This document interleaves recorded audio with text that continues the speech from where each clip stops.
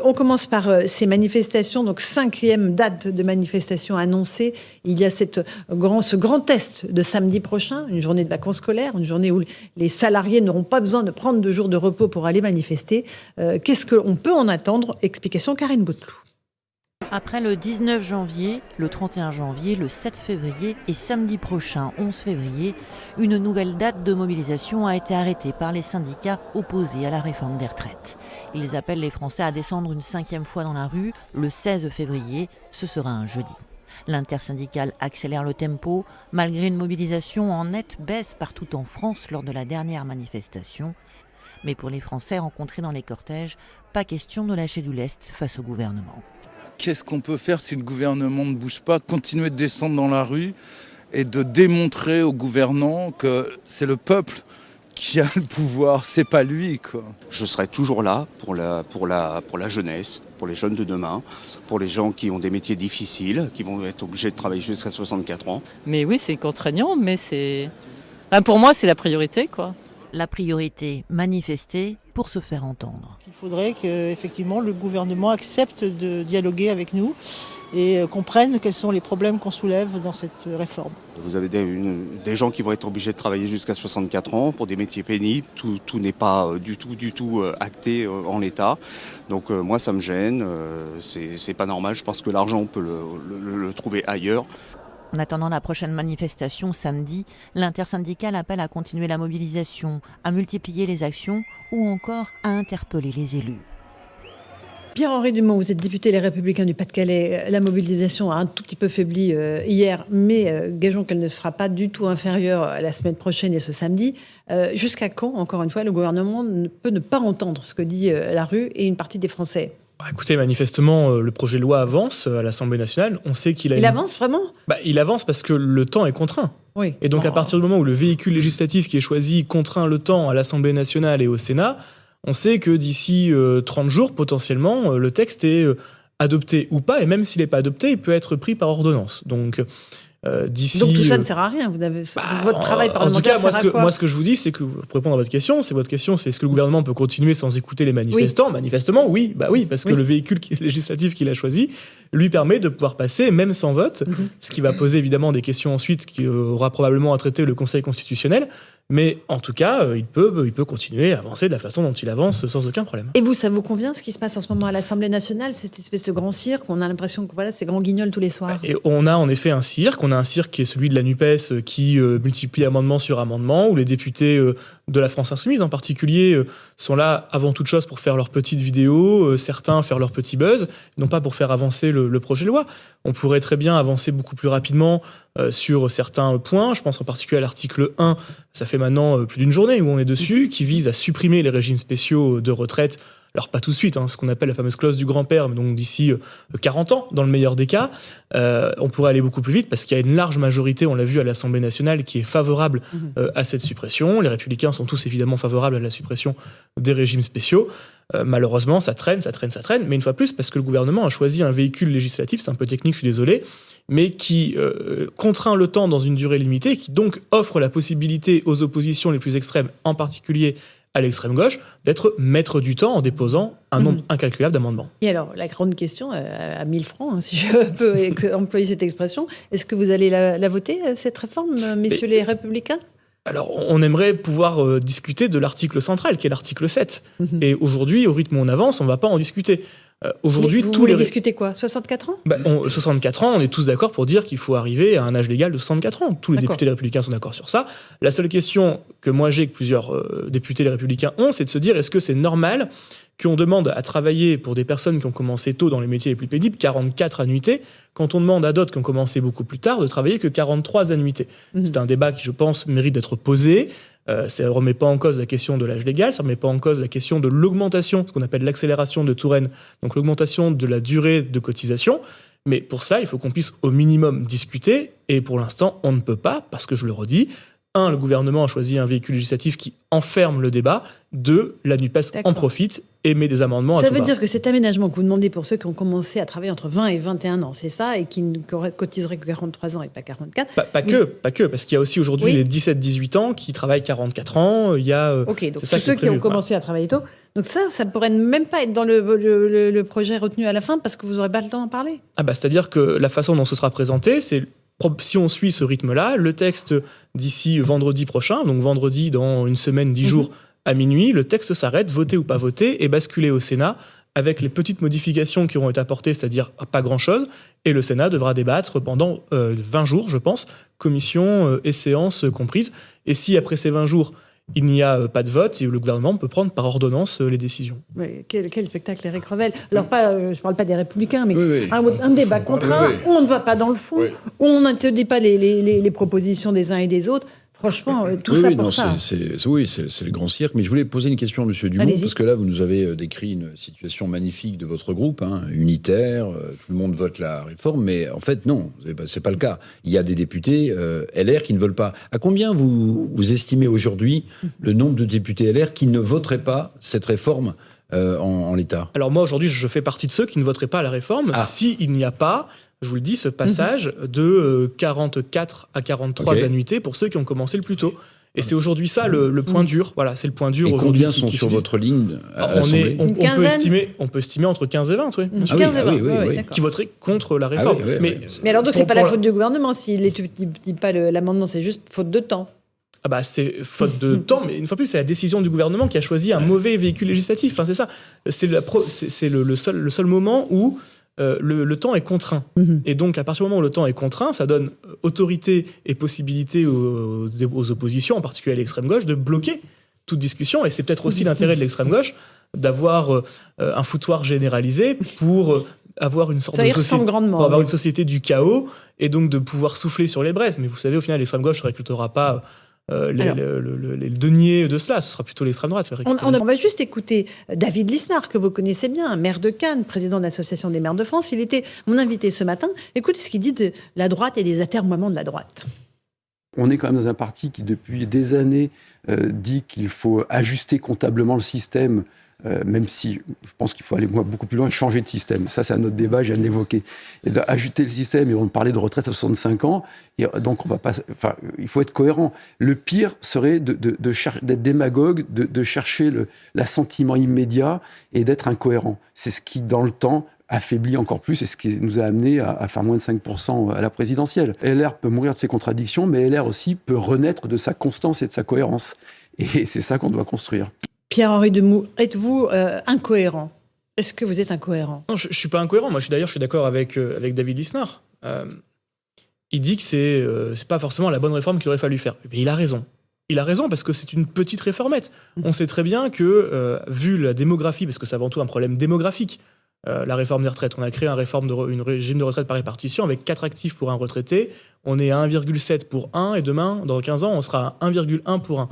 Bon, manifestement, on sait qu'on aura à nouveau à faire une réforme des retraites d'ici 3, 4, 5 ans. Il faut changer le système. Il faut évidemment changer le système, garder une base probablement de répartition assez importante pour avoir un minimum vieillesse, et puis après, passer sur une base de capitalisation. Une partie de capitalisation, pardon. Oui, c'est ce que propose aussi David Lisnard. De 10-15%. Ça existe déjà. Les fonctionnaires territoriaux, ce qu'on appelle la préfond, ça rapporte beaucoup plus, ça permet de créer beaucoup plus d'argent. Et parce qu'à 1,1 actif pour un retraité dans 15 ans, on aura très simplement des travailleurs pauvres parce qu'ils vont devoir surcotiser pour payer les pensions des retraités, et puis des retraités pauvres parce qu'ils n'auront pas des pensions à un niveau important. On ne parle pas de démographie, on ne parle pas de natalité, on ne parle pas de politique familiale. Pardon, mais c'est un petit projet de loi, c'est une petite réformette, et quand on met la France dans la rue, il faut faire un vrai projet de loi, il faut faire une vraie réforme qui aujourd'hui n'est absolument pas... Comme c'est le faire la droite, vous avez toujours bien su mettre la France dans la rue.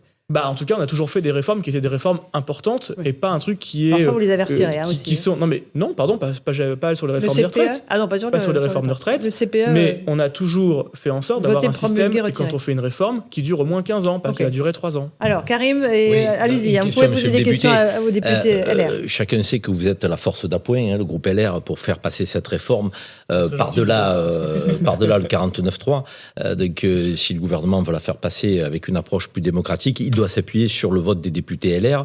Donc le passage à 64 ans, voire 65 ans, était un marqueur, puisque c'était dans le programme de Valérie Pécresse, et 65 ans. Donc, avec ça, vous êtes d'accord. C'est un marqueur, effectivement, qui est celui de la rue, refusé par la rue, par l'union syndicale, par la CFDT. Mais pour vous, c'était un marqueur, au contraire, positif et important. Néanmoins, est-ce que vous ne trouvez pas que votre groupe est insuffisamment ambitieux, si je puis parler ainsi, quand, j'avais de dire, aux contreparties que vous êtes en droit d'attendre? Vous mettez l'accent sur les carrières longues.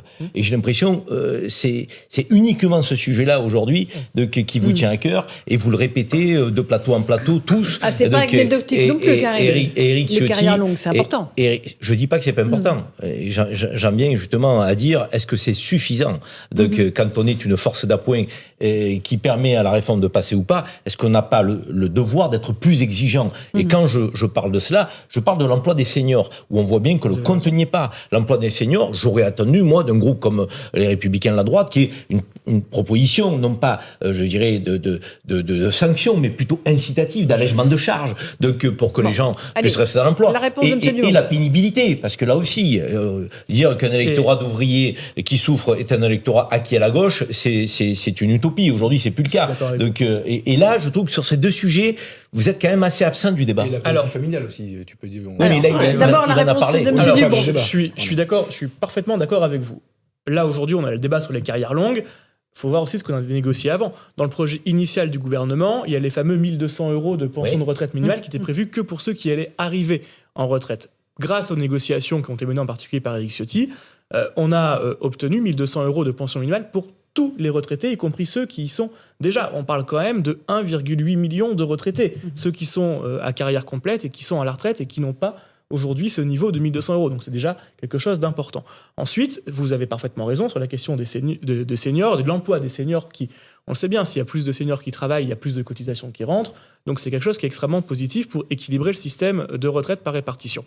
Et donc nous, vous avez une fois plus raison, on n'est pas d'accord pour mettre des sanctions sur les entreprises. Et c'est pour ça qu'on a mis des amendements sur la question des seniors, c'est l'article qui va arriver juste après l'article 2, pour faire des abaissements de charges qui permettront de pouvoir mieux faciliter l'embauche des seniors. Simplement, on est contraint, je le redis, par le véhicule législatif qui est choisi, qui est un projet de loi de financement de sécurité sociale rectificatif, qui fait qu'on ne peut pas mettre tous les amendements qu'on veut, sinon ils sont jugés irrecevables. C'est pour ça qu'on ne peut pas mettre tous les amendements sur l'emploi des seniors, parce qu'ils ont été retoqués par la commission de par le choix qui a été fait du gouvernement de faire un petit projet de loi. Sur la politique familiale, dès qu'on met un amendement sur la politique familiale, c'est hors sujet, donc c'est retoqué avant même que ce soit étudié.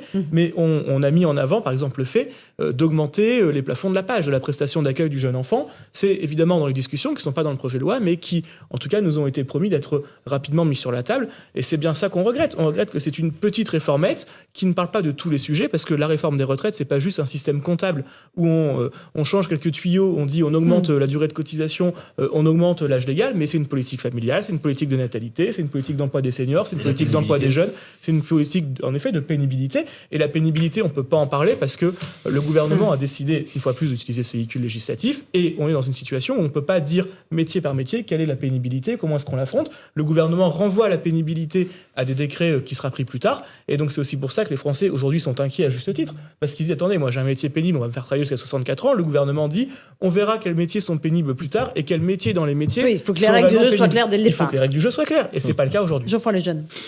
Je précise que tout ce que je vais dire, je le dis avec une très grande bienveillance parce que je ne suis pas de gauche et j'ai une tendresse pour les Républicains en général et j'aime beaucoup Pierre-Henri Dumont en particulier. Je comprends pas votre stratégie, je comprends pas ce que vous faites, vous les Républicains, et je pense même que vous faites une erreur. Je vais vous expliquer très rapidement pourquoi. Comment dire ? Vous avez choisi, enfin vous, le président de votre parti, vous avez choisi une stratégie consistant à dire on est un parti de gouvernement, contrairement aux oppositions radicales qui font du bruit à l'Assemblée nationale. Donc nous, on est constructif, on essaie de faire avancer. Et par ailleurs, il y avait souci en effet de la cohérence. On a défendu 65 ans pendant la présidentielle, Fillon faisait pareil, Sarkozy aussi, enfin il l'avait en tête. Donc on peut pas s'opposer à une réforme qui dirait 64 ans. Je comprends ça. Maintenant, la cohérence, c'est une cohérence avec un programme qui vous a mené à moins de 5%. Donc c'est déjà ça pourrait mériter une remise en cause. Mais au-delà de ça, vous venez d'expliquer, en fait, là, pendant les minutes depuis que vous êtes arrivé, pourquoi cette réforme n'est pas bonne, pourquoi en tout cas elle n'est pas suffisante du tout, pourquoi quand vous avez vraiment quelque chose à dire, notamment sur la démographie, vous n'êtes pas écouté, ça n'est pas dans le débat. Il y a un autre sujet qui est le sujet de la droite en théorie, c'est la valeur travail. Et aujourd'hui, cette réforme pèse essentiellement sur les actifs. Et là-dessus, vous n'êtes pas non plus écouté quand vous essayez de dire qu'il faudrait mettre peut-être plus de monde au travail, etc. Bref, je pense que vous n'obtiendrez pas grand-chose, sinon l'image d'un parti qui négocie avec le gouvernement, un peu comme une béquille, ce que d'ailleurs Emmanuel Macron souhaite en réalité faire de vous, c'est-à-dire une force d'appoint, comme disait Karim tout à l'heure, qui sert à faire voter des textes. Et puis, quand ils auront besoin d'une force d'appoint à gauche, ils iront la trouver. Vous inquiétez pas. Comme ils vont la chercher sur les ENR, sur les énergies renouvelables. Exactement. C'est pour ça que je dis, je ne comprends pas cette stratégie. Voilà. Et à la fin, ce que je voulais vous dire, le pire de tout ça, c'est qu'en plus de ça, vos électeurs, qui je pense voient la réforme comme un tout, sont 54% à être contre. Vous le savez, vous avez vu le sondage comme moi. C'est-à-dire, je ne comprends pas pourquoi aujourd'hui vous continuez à jouer cette stratégie alors que vous pourriez, dans le contexte, vu ce que le gouvernement a misé sur vous, apparaître comme extrêmement fort et pas faiseur de roi, mais au moins vous pouvez déchoir un roi en disant c'est terminé, c'est sans nous, c'est une réforme qui n'a aucun intérêt, circuler, il n'y a rien à voir. C'est exactement le point que je viens de dire. Moi, j'ai dit que j'étais dans une position de contre sur la réforme des retraites parce que c'est une petite réforme, c'est une réformette qui ne parle pas des vrais sujets qu'on devrait remettre sur la table d'ici 3 ou 4 ans. Et que... Enfin, vous dites que si les carrières longues et les 1200 € sont pris en compte, vous la voterez. C'est ce que vous avez dit aussi. Oui, non, mais bien sûr. Voilà, mais pour l'instant, le gouvernement a fermé la porte à cela par l'interview de la Première ministre dans le journal du dimanche dernier. Donc, c'est très clair.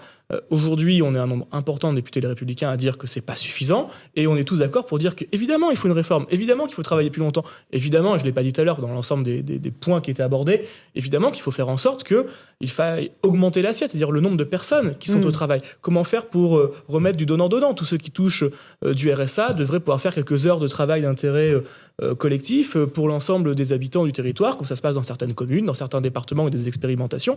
Voilà. Vous dans le Pas-de-Calais, vous dites quoi vos électeurs quand vous les croisez? Ils sont tous évidemment remontés contre la réforme des retraites. Et parce qu'ils sont, dans la certitude... Et ils disent, si vous votez, on vote plus pour vous. Oui, mais à la limite, j'ai envie de dire, c'est pas très grave. Moi, je vote pas selon ce que les gens disent qu'ils vont voter pour moi ou pas. Enfin, une personne qui me dit... Ils vous ont un petit peu élu. Non, mais après, ils savent très bien ce que je pense. Et je ne suis pas là pour dire céder aux menaces de si vous ne votez pas tel ou tel projet, je ne voterai plus pour vous. Et de la même façon que je n'ai pas à répondre aux menaces de mes amis et collègues sénateurs qui disent la droite a toujours dit qu'il fallait faire ça, donc il faut que vous votiez pour. Moi, je vote selon moi ce que je pense.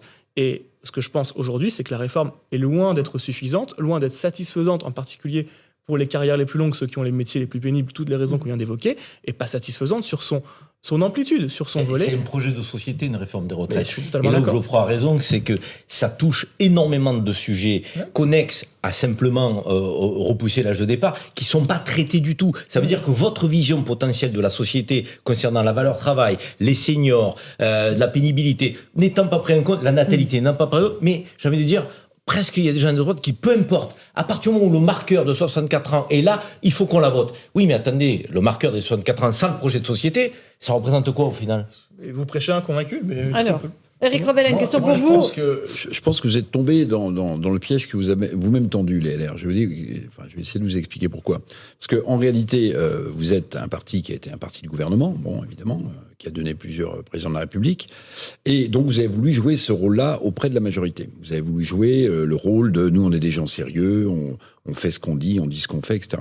Et aujourd'hui, vous êtes en danger de disparition, vous savez, comme les espèces un peu. Bien sûr. Vous êtes en danger de disparition parce que le pire des scénarios pour vous, les LR, je vais vous le donner, à l'Assemblée nationale, moi je ne pense pas qu'ils passeront par un 49-3. Ils vont essayer de vous tendre la main et essayer que vous la preniez. Mais le pire des scénarios pour vous, c'est que cette loi passe avec 5-6 voix de plus et vous aurez le double des avantages d'apparaître comme des traîtres à votre électorat. Oui, et d'avoir voté de très peu une réforme qui est très impopulaire. Avec ces deux arguments-là, vous êtes très mal barré. Puis ça ne veut pas dire que le président de la République vous donnera pas le dernier baiser, si j'ose dire. Le coup de grâce, parce qu'en réalité, s'il y a une dissolution derrière, vous êtes dans un état très très compliqué, messieurs les députés, les Républicains. Alors, votre réponse, monsieur Dumont. Oui, je sais, Pas-de-Calais, oui. Non, mais je parlais pour le groupe. Il a l'air convaincu. Je pense que tout ce que vous dites, c'est les mêmes interrogations que j'ai partagées au sein du groupe. Voilà, donc je fais partie de ceux que certains qualifient comme étant sur une ligne dure. Je pense sincèrement, et je vous dis, que cette réforme est une mauvaise réforme, qu'elle n'est pas suffisante, et qu'aujourd'hui, le compte n'y est pas. Enfin, je veux pas... Alors pourquoi vous avez énervé vos copains sénateurs de droite en essayant de supprimer leur régime de retraite? Ça les a rendus absolument dingues. Mais j'ai lu ça parce qu'ils ont fait plusieurs sorties à juste titre en disant que la droite, c'est ce qu'on vient de dire d'ailleurs, a toujours défendu certaines choses. Et parmi ces choses, il y avait la retraite à 64 ou 65 ans et qu'il fallait donc absolument rester fidèle à cela. Et que parmi ces autres choses, il y avait la suppression des régimes spéciaux. Et donc, comme je trouvais qu'il donnait beaucoup de consignes et d'ordres aux députés, d'injonction en tout cas, de voter telle ou telle chose, j'ai proposé de supprimer un autre régime spécial qui existait, qui est celui des sénateurs. Les députés l'ont fait. Voilà. Les députés l'ont fait, voilà. Nous avons fait notre aggiornamento au début du précédent quinquennat. Et je pense que si on veut avoir une acceptation sociale de la réforme, en particulier par ceux qui sont parmi les plus grands promoteurs de ce projet de loi et qui sont ceux qui donnent beaucoup de conseils bienveillants, évidemment, à l'égard de tous les députés. J'aime beaucoup l'ironie. Il faut s'appliquer soi-même aussi ce qu'on demande aux autres de faire. Alors, moi, j'ai une petite question, mais il y a une petite idée qui traîne un peu en l'air, comme ça, en flottement dans le débat public, selon laquelle les Républicains pourraient être conciliants sur la réforme des retraites pour mieux négocier la loi sur l'immigration qui arrive bientôt au Parlement. Vous, alors, parce que Pierre-Henri Dumont est un spécialiste de l'immigration, et pour le coup, j'imagine que ce que vous avez lu dans le projet de loi n'a pas dû vous satisfaire beaucoup de la part du gouvernement. Est-ce que c'est vrai? Et si oui, est-ce que vous pensez que c'est une bonne idée? Moi, de toute façon, j'étais très clair.